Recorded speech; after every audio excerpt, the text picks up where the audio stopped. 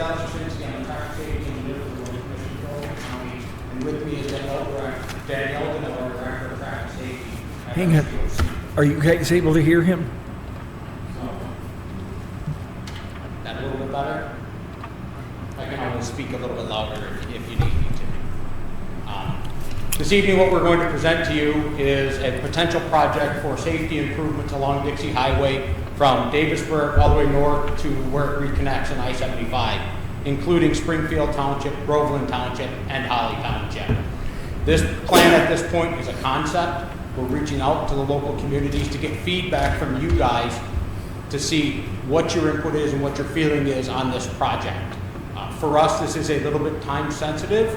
We have not started design yet, so before we start designing, we want to get input and we want to get your guys' feedback before we proceed further. Next slide, please. A little bit of background. This project started as part of RCOC's Safe Streets for All planning grant that we received from FHWA.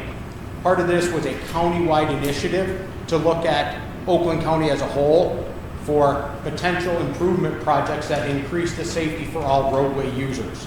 This section of Dixie Highway was brought up during the course of this review based upon crash history, agency concerns, public input, and existing corridor challenges along this particular corridor. There we go. This particular slide presents the crashes along this corridor. The top half presents the intersections, and the bottom half presents the links, which is the roadway segment between each one of these major intersections. Looking at Davisburg, Radley Lake Road, East Holly Road, Grange Hall Road, and then Radley Lake to East Holly to Grange Hall to I-75 going northward. Those links are kind of the important part that comes out here, which is a little atypical from what we see where we have more crashes in the link section than what we do at the intersections.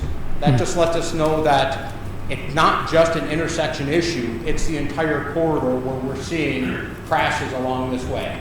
To the right half is the crash severity, the left half is the crash type, including side swipes, head-ons, angle crashes, rear-end crashes, single vehicle crashes, and what are called other crashes, which are unidentified by the officer when they're filling out the crash report at the time of the crash. The part here to pay attention to is not just the number of crashes, but the crash severity that comes into play. This particular segment of Dixie Highway has had a total of 4 fatalities along the links and at the intersections as well for the crash history that was looked at, which is a 3-year period from 2021 to 2024, at the beginning of 21 to the end of 24. Next slide, please. And we've had another one since then. Correct. What we are proposing is what's known as a 4 to 3 lane conversion. What you see here in the photograph is the existing condition today, 2 lanes in each direction. What you see on the right-hand side, when we get back to it, is going to be a 1 lane in each direction and a center left-hand turn lane.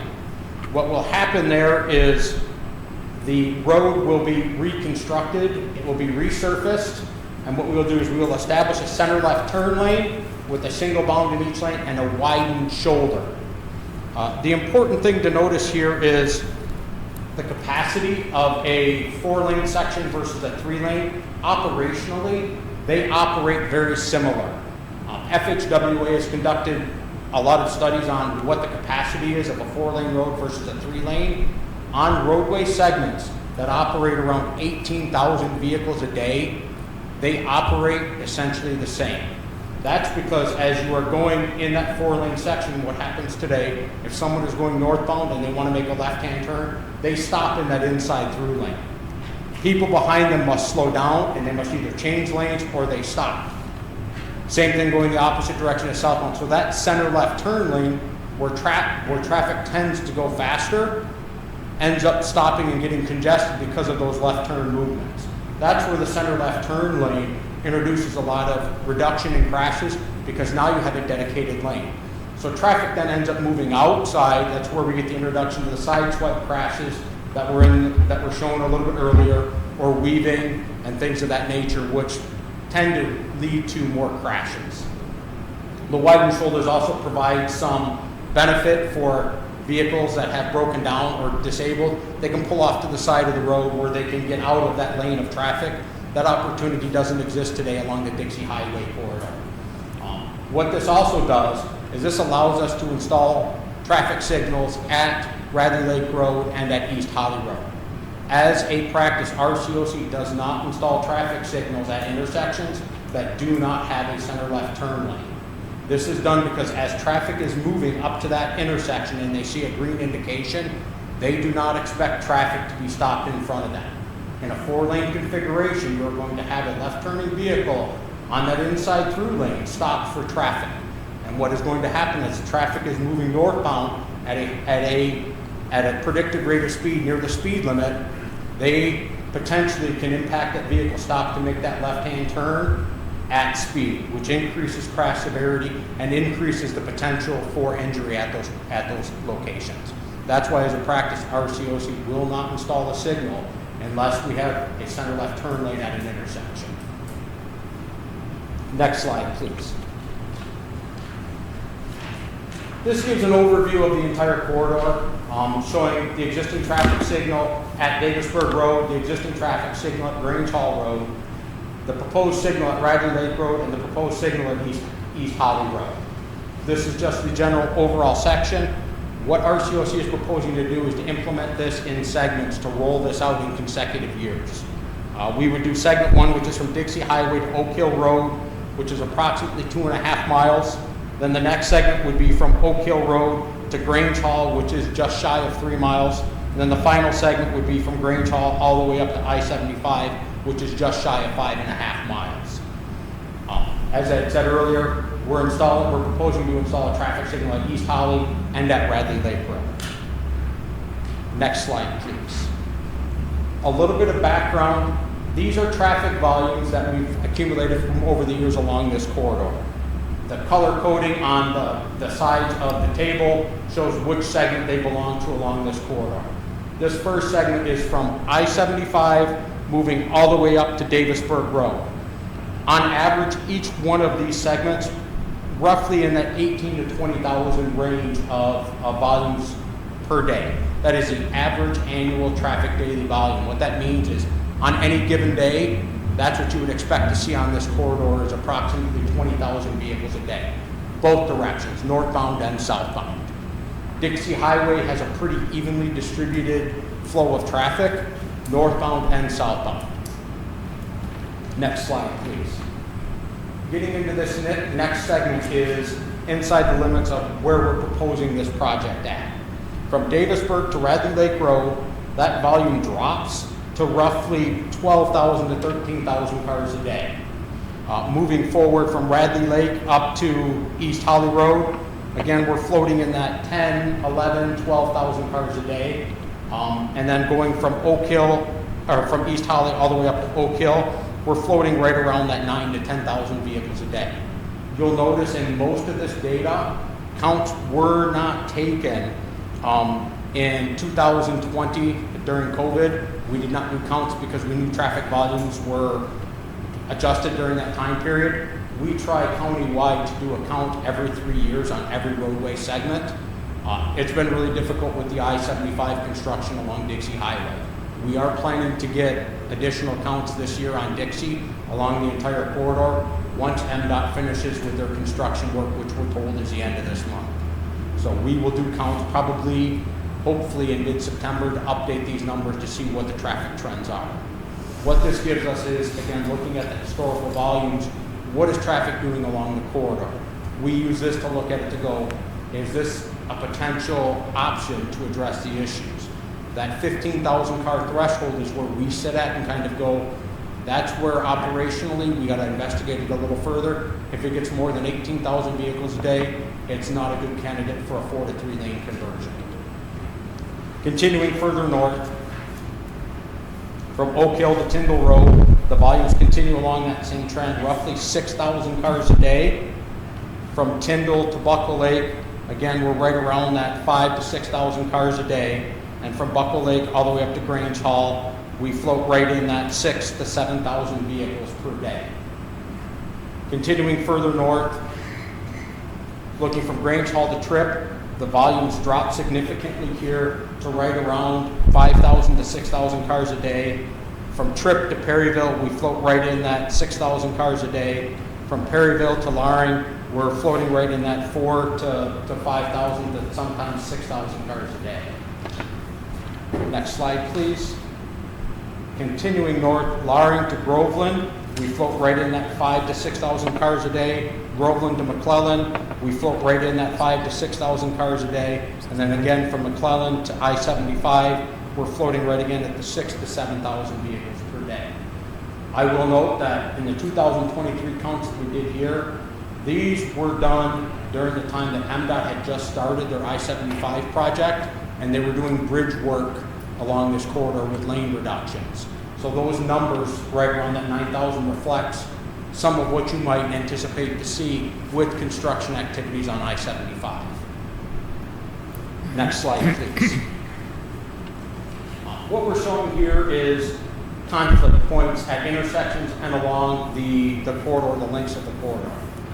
What we say with conflict points is this is where a vehicle and another vehicle could strike each other where their paths cross. As you see here in a 4-lane configuration, there is 8 spots at an intersection where vehicles could have a potential crash. In a 3-lane configuration, that gets reduced to 4. The number of rear end and left turn crashes reduced significantly because of that center left turn lane. Again, we're moving that stop traffic to make that left turn out of the through lane. Through traffic can continue through the intersection unimpeded, and those vehicles can wait for a gap in traffic to make that left turn safe. The other thing to note here is they're only crossing 1 lane of traffic to make that left turn versus the 2 now where they're trying to wait for 2 gaps in traffic. Now they're waiting for 1 gap in traffic. The other thing that you'll notice here with the 4 to 3 conversion is a reduction in side swipe crashes. Again, because we've introduced that center left turn lane here, that side swipe movement really gets eliminated from consideration as traffic is moving along this corridor. This whole proposal really focuses on the ability to reduce crashes along the corridor. It will not eliminate crashes, but it reduces that risk, particularly along those lanes and at these intersections. Crossing traffic has less total lanes to cross. They're crossing 3 lanes of traffic if they're going from the east to the west side versus the current 4 lanes of traffic. What that also does, because traffic is moving in a single file, you don't have to worry about a vehicle being obscured from vision from someone coming across due to a larger vehicle, a box truck, or a semi or gravel hauler in that outside lane, and them obstructing the vision of a driver because they're approaching and that other vehicle is hidden behind them. So when drivers think that that semi or that box truck is moving and they start going again, if they didn't pick up that vehicle, that risk is reduced significantly because they're moving in a single file. So there's a lot of benefits to looking at that. Next slide, please. Kind of alluded to this a little bit ago. These are quite a few of the benefits in a 4 to 3 lane conversion. I'm not going to read the entire slide for you guys. You can look at it and you can understand that. Some of the big benefits is it provides an open shoulder that's available for disabled vehicles. They can move out of that through lane of traffic. That also provides a benefit for first responders. Vehicles know they can pull over to that shoulder and safely stop. That opens up the corridor for first responders to get to wherever they need to get to. Additionally, it provides that center left turn lane, which first responders tend to like to run along that edge of the through lane and that center left turn lane so that they can get to where they need to go to in a timely fashion. An additional benefit along this corridor, being that you are more rural, it provides an open shoulder so that allows roadway users to see that roadway shoulder for any animals that might be staging to cross the road. Now they come out, there's not a whole bunch of open space for a driver to see an animal crossing so that they have the opportunity to react, to slow down, whether it's stopping or just slowing down for that animal to cross the road. It also allows a little bit better, safer access for vehicles entering in from side streets. Again, you're crossing less lanes. You can see the vehicles because they're stacked more in a line. At this point, I'm going to turn it over to Danielle Deneau to talk about the project itself. Thank you, Alex. Next slide. Okay, so the proposed project scope that we're looking at right now is we're going to maintain the existing pavement width. So there's 4 lanes now. We're not taking any of that pavement away. We're going to reconfigure the roadway, as Alex mentioned, to 3 lanes, 1 lane in each direction with the center left turn lane. Go back. Thank you. We're going to install traffic signals at Radley Lake Road and East Holly Road. We're also going to realign the Oak Hill Road intersection, and we're going to upgrade some existing guardrail in the area, and we'll be using fold-in-place recycling of hot mix asphalt, HMA, and an HMA overlay, and then we'll restripe the road. Next slide. So as Alex mentioned, we're planning to install traffic signals at Dixie Highway and Radley Lake and Dixie Highway at East Holly Road, and you'll notice you kind of see the lane markings on there, but we'll be adding center left turn lanes in all directions at Radley Lake Road, and then at East Holly Road, thank you, at East Holly Road, when you're on Holly Road, there'll be a right lane and a left turn lane, so we're going to be widening that out as well. So next slide.